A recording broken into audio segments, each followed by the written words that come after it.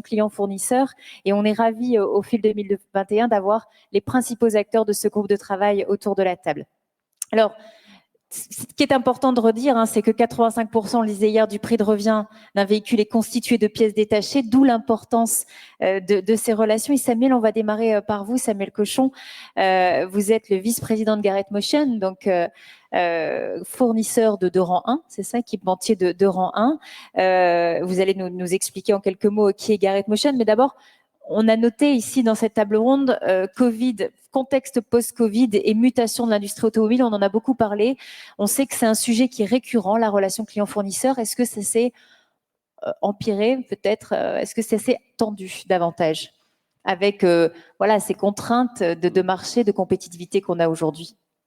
Tout d'abord, donc Garrett, donc fournisseur de rang, bien entendu. Tous ceux qui s'intéressent au groupe autopropulseur ont forcément à un moment donné entendu parler de Garrett, donc fournisseur de turbocompresseurs, mais pas que, e-compresseurs. Donc on est sur la restitution d'énergie sur les véhicules hybrides. On est également sur du software, du on-board monitoring, de la cybersecurity. On en a parlé aujourd'hui. Donc voilà. Donc Garrett, c'est 8000 personnes, c'est 1500 ingénieurs de R&D, donc ça c'est quelque chose de très important. Et puis plus d'une centaine de millions de turbos dans la nature aujourd'hui sur les routes, donc voilà un petit peu qui on est. Donc sur la relation client-fournisseur, moi je suis un fervent défenseur d'une relation équilibrée entre le client et son fournisseur, et une relation mature où il y a une relation de confiance qui s'établit. Alors ça prend du temps. Ça prend du temps. J'ai vu dans ma carrière des fournisseurs qui allumaient tous les fumigènes possibles parce que la relation de confiance n'est pas établie. Et le client a parfois une responsabilité importante dans ce comportement du fournisseur. Il n'y en a pas dans la salle. Et puis, il y a d'autres fournisseurs que je connais bien dans la salle où la relation de confiance a été établie et où là, c'est tout l'inverse. On peut mettre les sujets sur la table, on peut faire face aux difficultés, on peut trouver des solutions ensemble et grandir ensemble. Donc ça c'est ce que moi je prône depuis des années. Et dans la question qui est posée du contexte post-Covid, ça n'a pas rendu les situations plus complexes. Les situations qui étaient déjà mal engagées le sont encore plus. Et les fournisseurs avec lesquels ça se passait bien en termes de relations, ça s'est bien passé, ça continue à bien se passer, et je dirais même que ça renforce la coopération. Donc, on ne peut pas parler du contexte post-Covid sans parler, bien entendu, de la supply chain, je crois, qui est vraiment ce qui a impacté et étendu nos relations. On est dans une industrie automobile où on passe notre vie à essayer de lisser les besoins. Donc là, on est en stop and go permanent depuis 1 an et demi. C'est encore plus le cas aujourd'hui avec les chips shortages, où les clients, nos clients constructeurs, ont eux également énormément de difficultés à prédire l'avenir. Quand je dis l'avenir, c'est est-ce que l'usine va tourner lundi matin? Est-ce que la ligne de production va tourner lundi matin?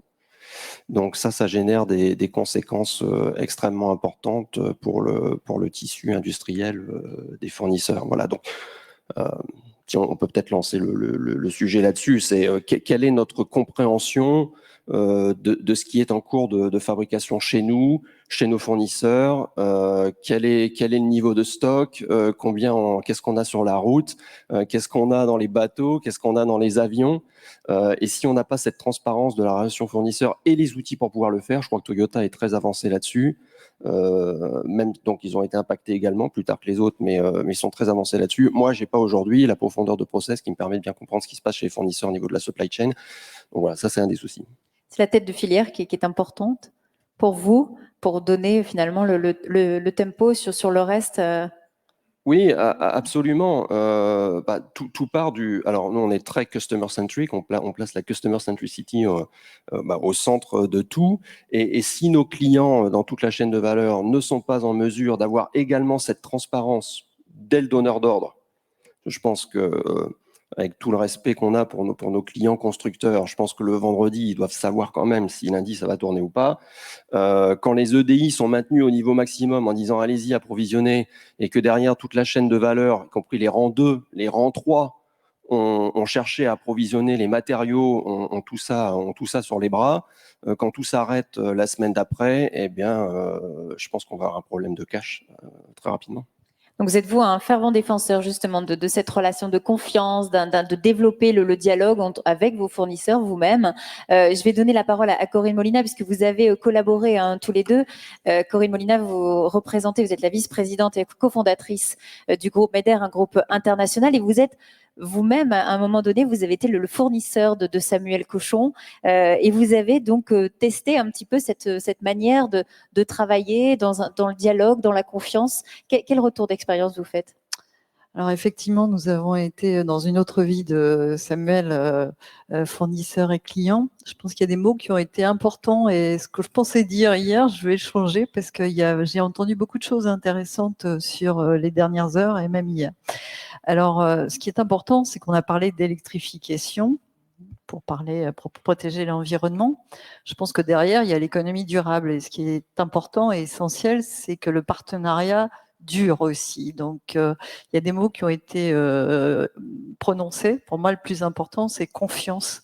Et je pense qu'on n'est plus dans une relation client-fournisseur comme on l'a connu en automobile, mais dans d'autres secteurs, puisqu'on on propose nos solutions peinture et composite à d'autres secteurs que l'automobile. On doit dépasser cette relation client-fournisseur, puisque ce qui est important, c'est le consommateur final. Et ce qu'il faut considérer quand on est partenaire, j'aime pas le mot de fournisseur, quand on est partenaire, c'est qu'à un moment, on doit gagner ensemble le consommateur final, soit par de la compétitivité, soit par de l'innovation, soit par une dimension environnementale. Donc c'est important qu'on se parle, qu'on se connaisse très très bien. Donc il faut être capable d'ouvrir nos usines, et à un moment on l'a fait avec l'entreprise dans laquelle travaillait auparavant Samuel Cochon. On a ouvert nos usines, on a accepté qu'il y ait des audits du client pour progresser en termes de productivité. On l'a fait également sur des chantiers de digitalisation. Et ce que j'ai envie de dire vraiment aujourd'hui en écoutant Peter et les personnes de Toyota qui ont témoigné, on peut même, nous, dans la façon dont on va formuler, et on l'a fait dans d'autres secteurs et on le fait aussi dans l'automobile, agir sur la consommation d'énergie du client. Et je me disais, en écoutant tout à l'heure, je me disais, mais il y a un truc qu'on doit faire encore bouger dans notre entreprise, c'est le conseil et vraiment cette dimension environnementale pour apporter un service encore plus fort, pour aider nos clients à être encore mieux sur cette dimension environnementale, même si on fait notre propre travail chez nous, puisque nous aussi, on a des usines et on doit travailler là-dessus. Mais je pense que dans l'éco-conception, on peut faire beaucoup de choses. Merci à tous les deux. Alors sur ce sujet, comment équilibrer les relations clients-fournisseurs, c'est vrai que c'est un sujet récurrent dans l'industrie automobile et la filière est à la manœuvre pour y travailler activement. Je parlais du groupe de travail de la PFA. Je voudrais laisser la parole maintenant à François Lyotard, qui est le CIO de l'Easy Automotive, mais qui a contribué surtout en tant que représentant de la FIM automobile, un code de performance et de bonnes pratiques, c'est ça, qui a été signé en novembre 2020. Alors, l'objectif de ce code, c'est de faire finalement que ces relations soient gagnant-gagnant pour l'ensemble des parties prenantes. François Lyotard, expliquez-nous. Oui, c'est ça. L'automobile a plusieurs caractéristiques, elle en a au moins deux. C'est une industrie de supply chain et c'est une industrie extrêmement compétitive. Et la crise Covid a révélé ces deux dimensions de la supply chain, dont on voit encore les éléments soubresauts avec la crise de semi-conducteurs dont parlait Samuel à l'instant, et puis le caractère ultra compétitif de cette industrie. Et donc l'objectif de ce groupe de travail a été de réunir des représentants de fournisseurs, d'équipementiers, de grands constructeurs donneurs d'ordre, en particulier les deux grands constructeurs français PSA et Renault, PSA devenu Stellantis, dans l'objectif de pouvoir signer un code pour à la fois protéger et améliorer la relation client-fournisseur, garantir la meilleure compétitivité pour les clients équipementiers et constructeurs, et puis instaurer un système de dialogue, de suivi dans une période très difficile qu'est la période post-Covid. Et donc, ce code a été effectivement signé par l'ensemble des donneurs d'ordre, donc les deux constructeurs, les grands équipementiers français et l'ensemble des fédérations de fournisseurs, avec le but de cadrer la relation client-fournisseur, mais surtout de mettre en place un protocole de suivi et de dialogue entre nous. Donc l'ambition, c'est d'embarquer vraiment les acteurs de la filière pour réunir ensemble les conditions de compétitivité. C'est ça, parce que bon, on parlait quand même de l'enjeu de transformation. C'est plus difficile pour un fournisseur dans la fonderie, par exemple, que pour un constructeur. Ça prendra en tout cas plus de temps. Donc il y a aussi cette temporalité à prendre en compte. Oui, c'est ça. L'autre conséquence de la crise Covid, c'est qu'on a vu l'accélération de la mutation vers le véhicule électrique, en particulier parce que les politiques de soutien public à l'industrie automobile ont fortement axé sur le véhicule électrique et le véhicule hybride rechargeable dans l'environnement qu'on connaît. Et effectivement, certains fournisseurs, en particulier dans la mécanique, forges, fonderies, sont confrontés à des mutations très rapides. Et l'enjeu, là encore, est de pouvoir partager ces difficultés, confronter les solutions, et il y en a, avec à la fois les donneurs d'ordre, les fournisseurs, en ce inclus les plus petits. Et de ce point de vue, la PFA réalise des études d'impact qui seront partagées avec l'ensemble de ses fournisseurs pour accélérer cette mutation et essayer de préserver un tissu de fournisseurs en France compétitif et à la hauteur des enjeux de l'électrification des véhicules. Donc, embarquer les rangs 2, rang 3 notamment dans cette grande transformation. Charles Aronica, vous représentez la FIEV, vous en êtes son directeur général. Vous représentez donc les intérêts des équipementiers automobiles, équipements de garage et aussi les sociétés d'engineering. On parle du contexte post-Covid, il y a aussi, on en a beaucoup parlé, cette crise de semi-conducteurs. Est-ce que pour vous, la pression s'accentue et d'où la nécessité d'accompagner davantage, d'être médiateur aussi de cette relation, et c'est votre credo aussi?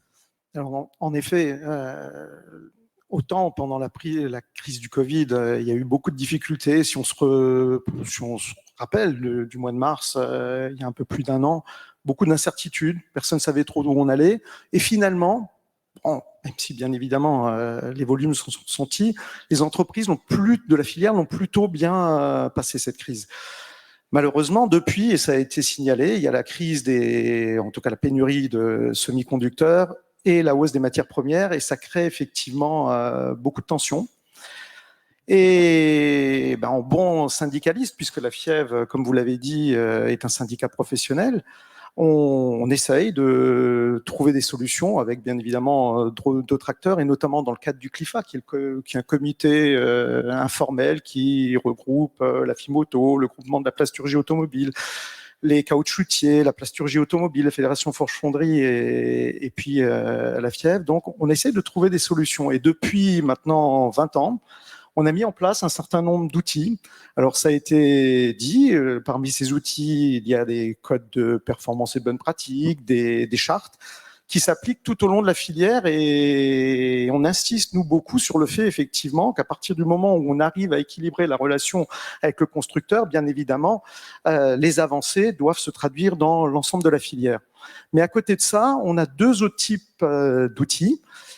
Un outil qui est pour moi fondamental, c'est la négociation avec les constructeurs, en tout cas qui font leurs achats en France, et donc aujourd'hui Stellantis et Renault. La négociation vraiment de documents qui, lorsque on a fini la négociation et qu'on les recommande, deviennent contractuels. Par exemple, avec Renault, et suite à la signature du code de performance et de bonne pratique, on a remis sur le métier la négociation de leurs conditions de garantie, RCCP 2020. On a trouvé un accord. Et depuis, donc, c'est un document qui, lorsqu'il est signé par les équipementiers, devient contractuel. Et donc, c'est vraiment des documents qui sont particulièrement importants. On a le même travail actuellement avec Gilles Testu et bien sûr les équipes de Stellantis. Et on a beaucoup avancé et on devrait bientôt trouver un accord. Et enfin, et je ne veux pas être trop long, mais je pense que c'était important de parler de ces outils. Il y a effectivement un troisième type d'outil, et vous l'avez signalé, qui est la médiation. Quand on a des tensions comme celles qu'on connaît actuellement, les différents acteurs finissent par s'envoyer des courriers d'avocats. Et nous, ce qu'on pense, c'est qu'il faut bien évidemment permettre aux différents acteurs de continuer de travailler, et qu'on ne peut pas, dans une filière comme la nôtre, ça ne peut pas se terminer par des courriers d'avocats et des procès. Alors, parfois, ça peut arriver, mais il faut l'éviter au maximum. Et donc, effectivement, il y a la médiation. La médiation, d'ailleurs, c'est un point qui est repris dans le Code de performance et de bonne pratique de 2020, qui prévoit effectivement le recours à la médiation pour régler les éventuels litiges quand, encore une fois, les parties ont du mal à discuter entre elles. Et donc, dans la médiation, vous avez bien sûr la médiation éventuellement interne. Les constructeurs peuvent avoir des systèmes de médiation interne. Vous avez la médiation inter-entreprise. Mais dans l'automobile, depuis 2008, on a créé le centre de médiation de la filière automobile qui a été créé par toutes les organisations professionnelles dont j'ai parlé avant, mais auquel depuis 2014, les constructeurs, à travers le CCFA et la Fédération de la carrosserie, nous ont rejoints. Et donc, effectivement, je crois, moi, beaucoup à la médiation pour régler les tensions quand elles sont trop importantes. Et un dernier... Quand c'est trop tendu, voilà, c'est important de faire appel à ce tiers, cette médiation qui existe, hein, vous l'avez dit depuis quelques années déjà, pour rapprocher les deux parties et trouver des solutions. Exactement, c'est important de le dire. Bien évidemment, le médiateur n'est pas là pour trancher. Il est là c'est un facilitateur du dialogue.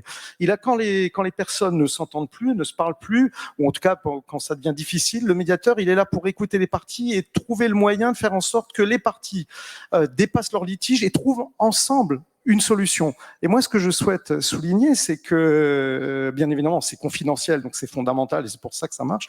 Et on n'a pas beaucoup de saisines parce que aujourd'hui, encore trop d'entreprises ont peur de saisir la médiation quand on est fournisseur. On se dit, si je saisis la médiation, derrière, il y aura éventuellement des répercussions. Ce que je souhaite dire, c'est que dans 100% des cas des médiations, en tout cas des saisines du centre de médiation de la filière automobile, ça aboutit à des accords. Voilà.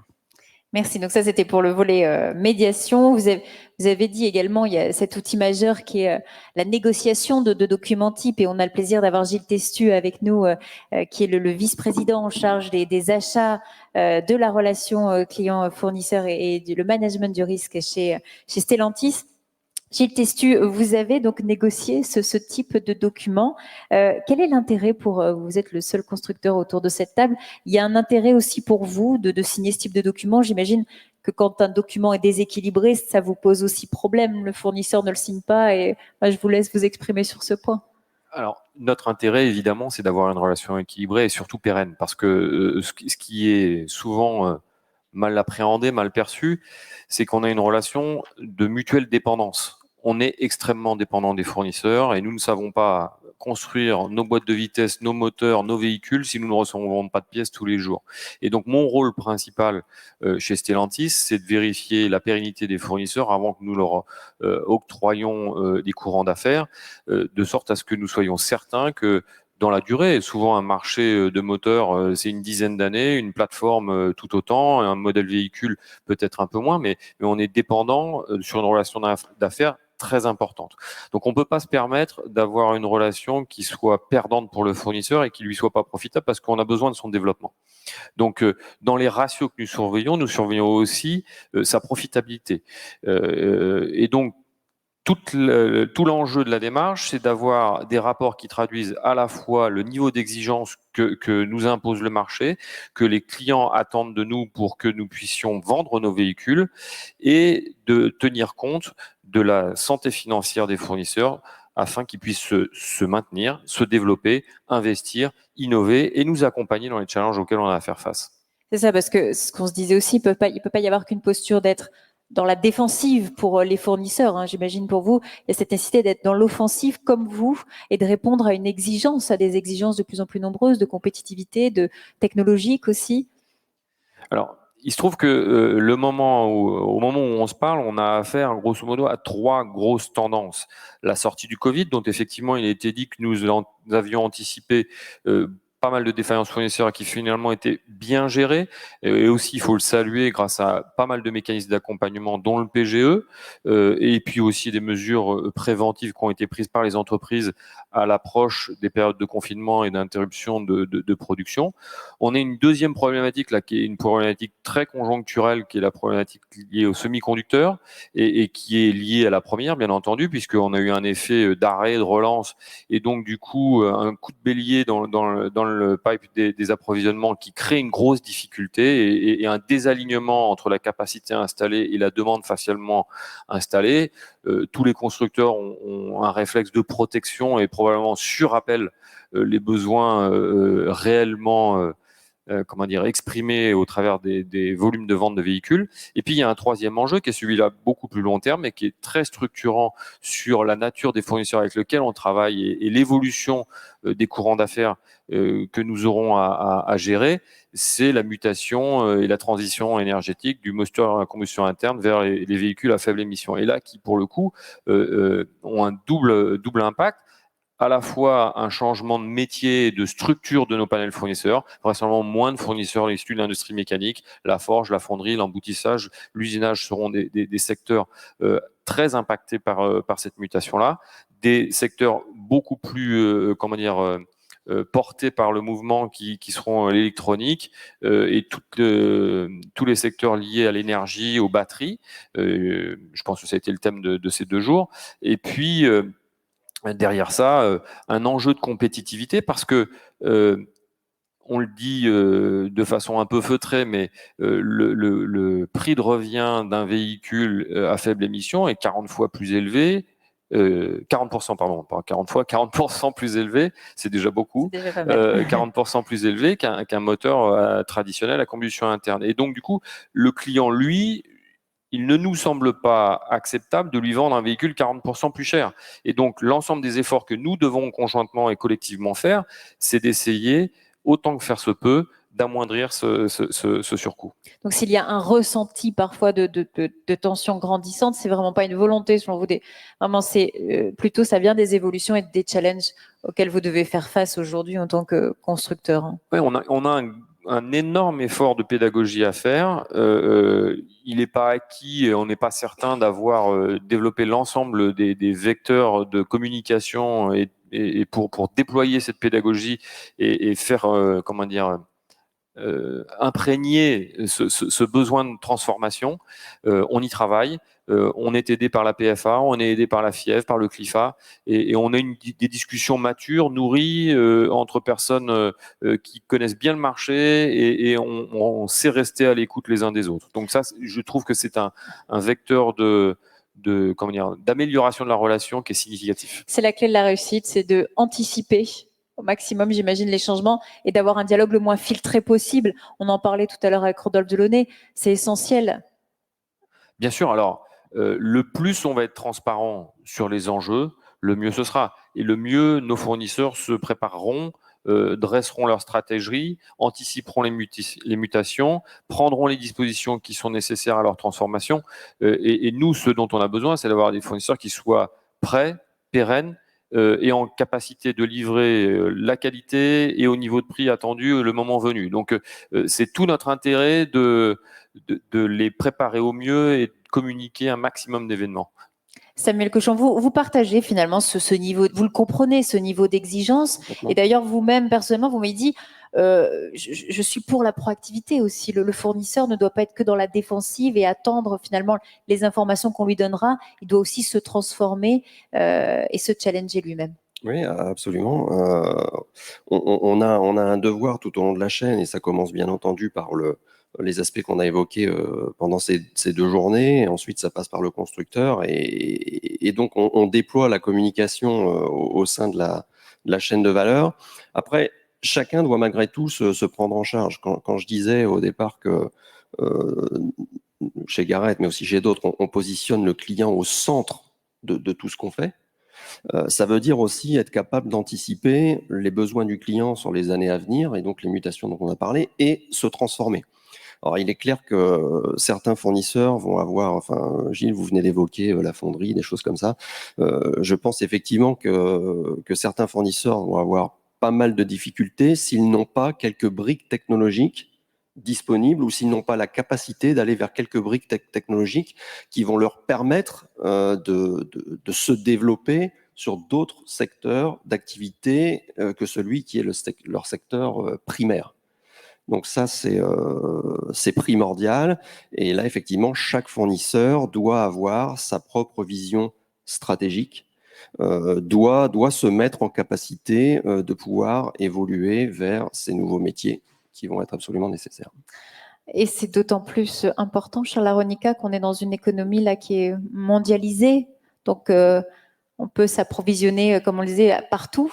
Donc, pour garder les marchés en France notamment, il y a voilà, nécessité de bien travailler ensemble, de jouer collectif. Et vous m'avez dit, attention aussi à l'effet surprotection hein, du législateur qui peut faire peur. Oui, tout à fait. Moi, j'abonde bien évidemment dans ce qui vient d'être dit. Gilles Testu l'a dit. Aujourd'hui, on a deux phénomènes qui s'entrechoquent. C'est-à-dire que d'un côté, vous avez une hausse des matières premières extrêmement importante, du coût de l'énergie, du fret. De l'autre côté, le besoin de réduire les prix des véhicules. Ça a été très, très, très bien dit. Donc là, de toute façon, il n'y a pas le choix. Si on veut vendre les véhicules, on les vendra pas 40% plus cher. Donc, il faut s'adapter. Et effectivement, ce que je vous ai dit en préparant cette réunion, c'est que de temps en temps, il peut y avoir un réflexe qui est de dire on a besoin que le législateur nous protège de plus en plus, nous surprotège. Et nous, on met toujours en garde les gens qui ont ce discours en disant attention, effectivement, parce que a priori, avoir un cadre législatif protecteur, c'est bien, mais ça peut se retourner contre les fournisseurs. Et effectivement, si on regarde la France, qui a quand même un des régimes les plus protecteurs pour les fournisseurs, le risque, bien évidemment, dans une économie complètement mondialisée, et l'automobile est un parfait exemple, c'est que les constructeurs, les grands équipementiers fassent leurs achats hors de France, à partir de zones hors de France. Et dans ce cas-là, bien évidemment, la législation française non seulement ne s'applique pas, mais en plus, finalement, ce phénomène de délocalisation qu'on a connu depuis longtemps, il risque d'être accentué. Donc effectivement, il ne faut pas trop protéger les fournisseurs. Et c'est pour ça que je crois, moi, plutôt, et on croit plutôt à des échanges avec les constructeurs pour trouver des solutions intelligentes dans le cadre d'une confiance, d'un échange partagé. Samuel Cochon. Oui, je voulais apporter un point qui, je pense, de positivité par rapport à ce qui vient d'être dit, c'est que si on revient un petit peu au contexte post-Covid, cette première crise, effectivement, elle a été bien passée. Néanmoins, je pense que ça a été révélateur pour tout le monde, la nécessité de ne pas avoir tous ses œufs dans le même panier.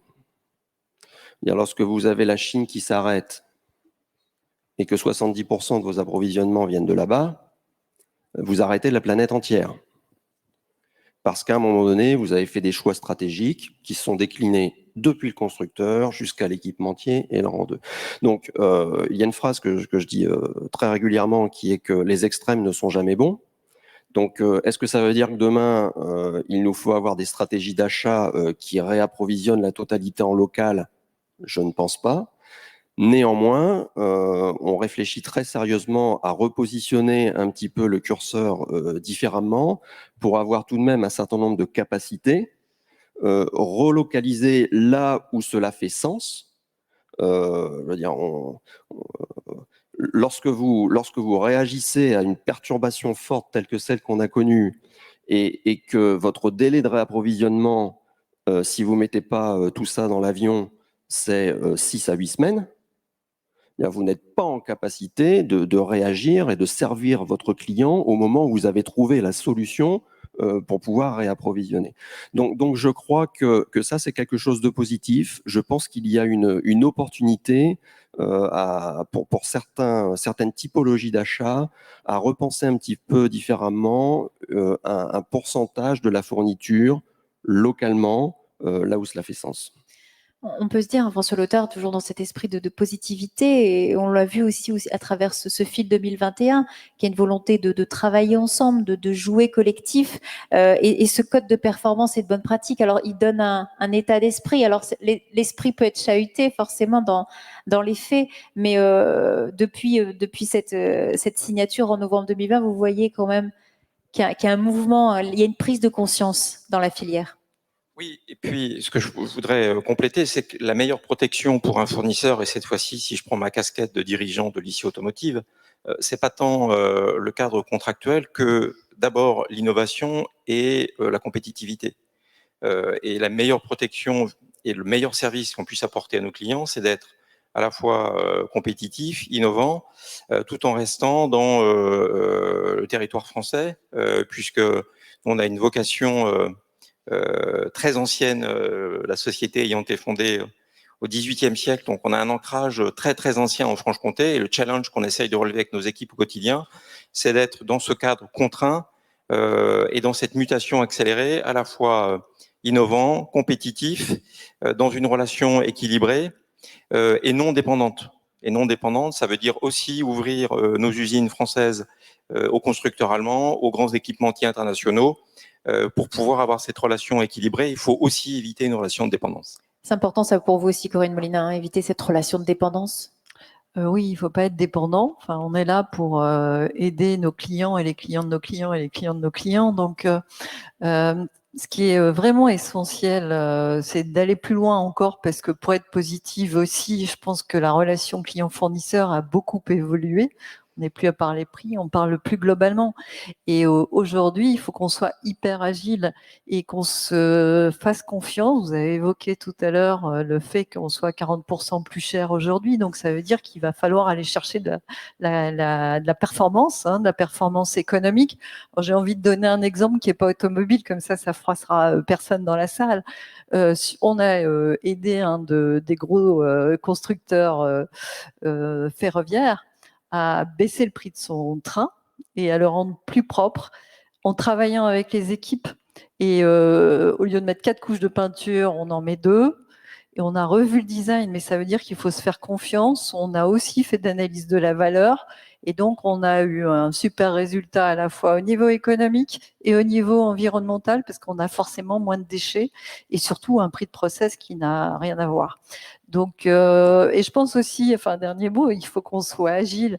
Et j'ai envie de remercier aussi le fil. J'ai fait des rencontres hier, aujourd'hui, hier soir. Et on se dit qu'il faut vraiment qu'on soit complètement ouvert à toutes les solutions. Et j'ai échangé avec quelqu'un qui est dans la salle sur le fait qu'on peut s'adresser à un client final ensemble. Donc, il n'y a pas de modèle. Mais ce qu'il faut, c'est que nos designers travaillent avec les designers, que les acheteurs travaillent avec les commerciaux, que les dirigeants travaillent avec les dirigeants pour parler stratégie globale. Et donc, on a des choses très complexes, mais très intéressantes en même temps à mener. Ouais, il faut sortir des deux camps qui s'affrontent, oui, voilà, donneur d'ordre. Je veux dire, on est ensemble, on a le même objectif. Il faut se dire quel est notre objectif tous final. ensemble. Et j'aime bien cette image parce que je me venais hier soir. On est dans le même bateau et si on rame pas de façon cohérente, on va pas avancer beaucoup. Et là, on a quand même un vrai enjeu pour notre filière. Gilles Testu, pour conclure, avant de passer aux questions, si vous voulez rebondir sur ce qui vient d'être dit, on a parlé d'exigence, de compétitivité forcément économique. Corinne Molina dit qu'il y a des apports d'ingénierie aussi sur cette compétitivité environnementale qu'il a pu apporter. Et puis, on a entendu beaucoup cette importance des tiers pour servir de médiation, rééquilibrer quand il le faut. Votre regard, du coup, pour conclure cette table ronde. J'ai déjà eu l'occasion de le dire, que ce soit à François Lyotin ou à Charles Ornica, nous n'avons pas de problème à engager des processus de médiation, bien au contraire. Dès lors qu'on considère qu'il devient difficile de gérer une relation parfois personnelle entre un commercial, un acheteur qui n'arrive pas l'un à exprimer ses attentes, l'autre à les recevoir et y répondre, l'aide d'un médiateur est salvatrice. Il n'y a pas de difficulté à cela. Et donc, moi, j'ai eu l'occasion de le réaffirmer auprès de nos fournisseurs. Nous accueillons avec bienveillance ce genre de démarche. Donc, il n'y a pas de problème à ces processus-là. Il y a un point qui a été majeur, qui a été souligné, c'est la dépendance. Et dans ma responsabilité de management du risque fournisseur, si je fais un petit retour d'expérience sur le portrait robot des entreprises qui rencontrent des difficultés et qui rentrent parfois en procédure collective, il y a pas mal de traits communs. L'un des traits communs, c'est une énorme et une trop forte dépendance aux deux seuls constructeurs que sont PSA et Renault. Et ça, c'est un facteur d'exposition pour une raison assez simple, c'est que jusqu'à un passé très récent, nous opérons sur le même marché, nous avons modulo les succès commerciaux de nos véhicules, grosso modo les mêmes tendances de volume, et il n'y a donc pas entre nous de facteurs d'amortisseurs, d'effets de marché que nous pouvons rencontrer. Un fournisseur qui ne travaille qu'avec Renault ou avec PSA ou maintenant avec Stellantis à hauteur de 80 à 90% est un fournisseur en danger. Si en plus de ça, j'ajoute que ce fournisseur-là a concentré ses marchés et ses productions sur des pièces mécaniques principalement des pièces diesel, des boîtes de vitesse manuelles. Là, on a un alignement, malheureusement, de difficultés qui devient difficilement surmontable. Donc, notre responsabilité, et en particulier la mienne, c'est d'alerter les fournisseurs au moment où nous voyons cette conjonction de facteurs qu'ils sont en danger. C'est parfois entendu, parfois un peu dénié, mais notre responsabilité, c'est d'accompagner les fournisseurs dans les challenges de reconversion qu'ils ont à opérer, en particulier à essayer de les accompagner, à aller chercher, à aller capter d'autres clients. Alors, on parlait de compétitivité. François Lyotard a 1000 fois raison en disant que seule la compétitivité protège, parce que c'est le seul facteur d'attractivité qui permettra aux entreprises d'acquérir d'autres clients au-delà de leur territoire de chasse naturelle qui était PSA et Renault. Comment se rendre attractif de Volkswagen? Comment se rendre attractif des gros constructeurs premium allemands? Et ainsi disposer de facteurs d'amortissement, qui permettent d'absorber le choc d'un marché qui décroche, d'un constructeur qui change de stratégie, d'une relation qui se dégrade. La diversification, elle est très importante et cette diversification-là ne peut pas s'acquérir par un environnement législatif national protecteur au détriment de la compétitivité.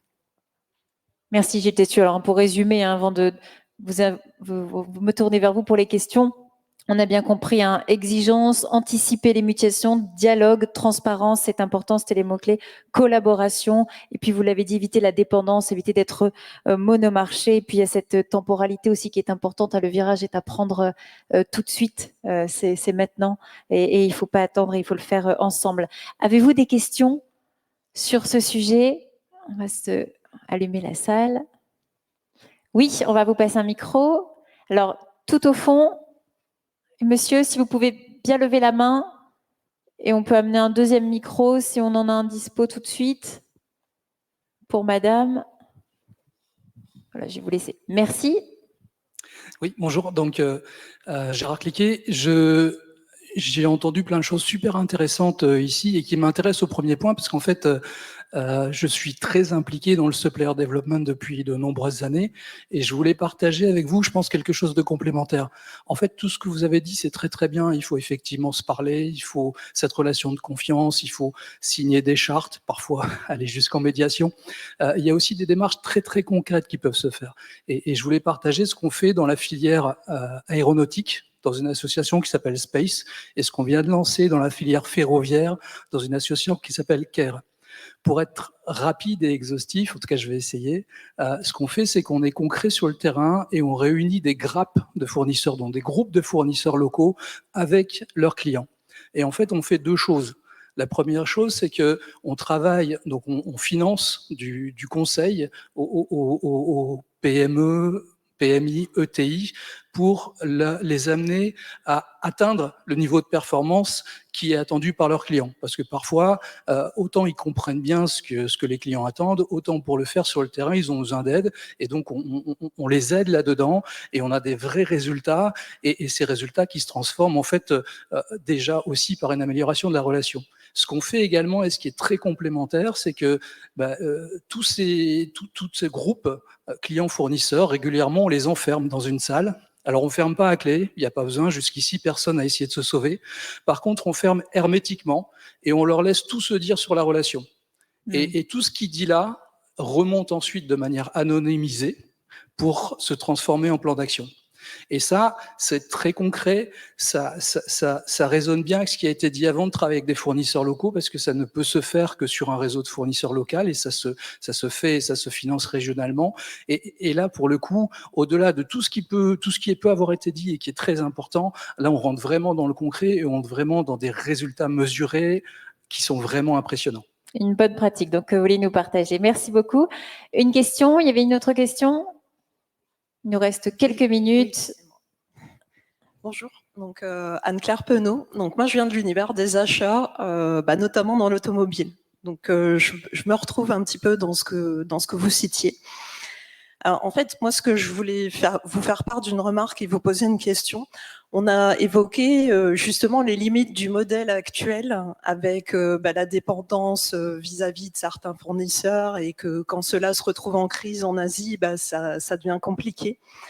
Il y a un autre modèle qui existe, qui est celui de Tesla, qui a notamment décidé d'internaliser énormément de choses, de le développer eux-mêmes, et de façon à maîtriser leur chaîne logistique et leur niveau de dépendance vis-à-vis des sous-traitants. On a vu récemment Elon Musk qui s'intéresse de près aux mines de matières premières, composants essentiels des batteries. Donc ma question, c'est est-ce que vous pensez qu'un modèle intégré à la Tesla pourrait émerger avec cette révolution automobile vers l'électrique? Samuel Cochon, vous voulez réagir? Oui, alors pas forcément sur l'électrique, parce que alors Tesla n'a pas encore fait face aux crises auxquelles les autres constructeurs ont pu faire face dans leur histoire. Hein, ils sont très jeunes. Donc, j'ai vécu par le passé des modèles où on s'est intégré verticalement. Et ça a du bon, parce que ça veut dire qu'on partage les technologies qui nous sont approvisionnées aussi par nos fournisseurs. Donc ça veut dire qu'on a une bonne intimité, une bonne compréhension de ce qu'il y a outsourcé, de ce qu'on fait chez nous. Ça veut dire également qu'on peut gérer un peu plus facilement les allocations de business. Et voilà, donc ça, je pense que c'est très positif. Et puis ça permet aussi de générer une certaine compétitivité, dans la mesure où quand on est capable de faire la même chose que son fournisseur, ça veut dire que le fournisseur doit toujours démontrer qu'il est capable de faire mieux que nous pour pouvoir garder ses productions et les futurs business. Donc, en ce sens-là, je pense que c'est plutôt positif. Maintenant, de nouveau, lorsque vous êtes complètement intégré et que vous faites face à une crise, vous subissez la crise aussi sur l'intégralité des investissements que vous avez faits pour être intégré verticalement. Donc, les extrêmes sont jamais bons, je le redis. Donc, le curseur est à positionner au bon endroit en fonction du composant, du système dont on a la responsabilité. Je crois qu'un minimum d'intégration verticale est positif.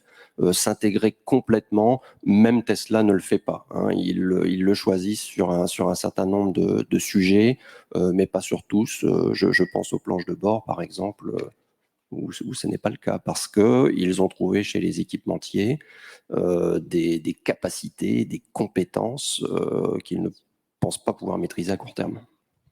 Merci. Gilles Testu, pour compléter? Oui, c'est une question centrale, et le bénéfice de Tesla, c'est de démarrer quasiment d'une feuille blanche. Ils n'ont pas de transition à opérer entre ancienne technologie et nouvelle technologie, ils sont directement à la nouvelle technologie. Donc, ils ont fait les investissements qu'ils ont cru bons pour maîtriser une partie de la technologie qu'ils embarquent dans leur véhicule. Pour ce qui concerne les constructeurs traditionnels, on a une transition à opérer. Par le passé, on a fait des choix d'internalisation, et ces choix, ils étaient centrés sur ce que nous pensions à l'époque stratégique. On a fabriqué des pistons, on a fabriqué des sièges, on a fabriqué des planches de bord, on emboutissait des pièces, on a des fonderies, on fait des culasses. L'ensemble de ces investissements ont été lourds à financer. Et quand on parle de rentabilité, de profitabilité, c'est aussi pour servir ces investissements-là, c'est important de se le dire. Et aujourd'hui, on est en train d'amorcer, et on l'a engagé depuis plusieurs années, un virage en se disant, il y a vraisemblablement des technologies sur lesquelles il faut désinvestir, et il y a un certain nombre d'activités qu'on a externalisées et d'autres activités sur lesquelles nous sommes en train d'investir. Et toutes les technologies qui ont lien avec les véhicules à faible émission sont évidemment au centre de nos préoccupations. Donc, il ne s'agit pas d'opposer un modèle à un autre, mais d'être en capacité de faire tourner le navire et de dire je change de cible en matière d'investissement et de choix stratégiques d'internalisation. Merci beaucoup. Merci Gilles Testu. Merci à l'ensemble de nos intervenants. Oui. Fanny, si vous permettez, Je vous en prie, 30 secondes de publicité, mais en fait, la FIEV est propriétaire d'Équipe Auto. Compte tenu du Covid, on a dû reporter Équipe Auto l'année prochaine.